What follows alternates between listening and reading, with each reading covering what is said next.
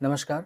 1909 के कायदे के बारे में या 1909 का जो अधिनियम था उसके बारे में, साथ ही साथ 1919 के अधिनियम के बारे में और 1935 का जो अधिनियम है, जो एक्ट है, इसके बारे में एक छोटी सी इन्फॉर्मेशन बताना चाहूँगा।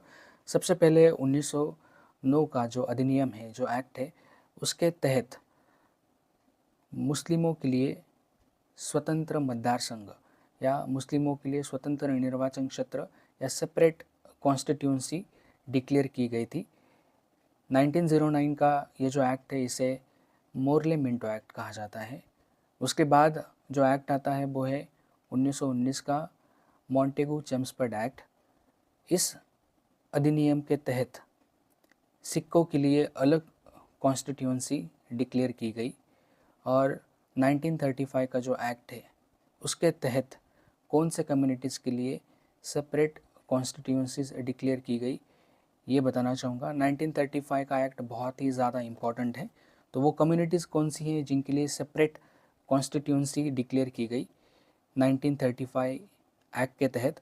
तो सबसे पहले है मुस्लिम्स, दूसरे नंबर पे है सिख्स, तीसरे नंबर पे है एंग्लो इंडियंस, चौथे नंबर पे आते हैं इंडियन क्रिश्चियंस, फिफ्थ नंबर पे आएंगे यूरोपियंस, सिक्स नंबर पे डिप्रेस क्लासेस यानी शेड्यूल कास्ट, सेवन्थ नंबर पे वुमेंस और आठवें नंबर पे लेबर्स। तो 1935 का जो अधिनियम है इसके तहत इनके लिए सेपरेट कॉन्स्टिट्यूंसी डिक्लेयर की गई थी।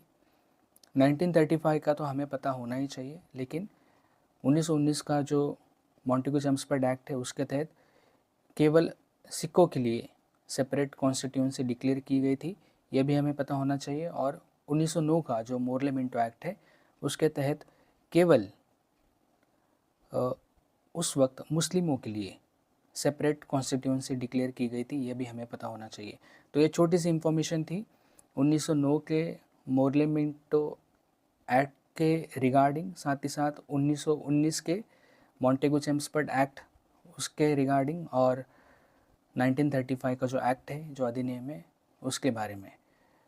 This was the little information. Thank you very much.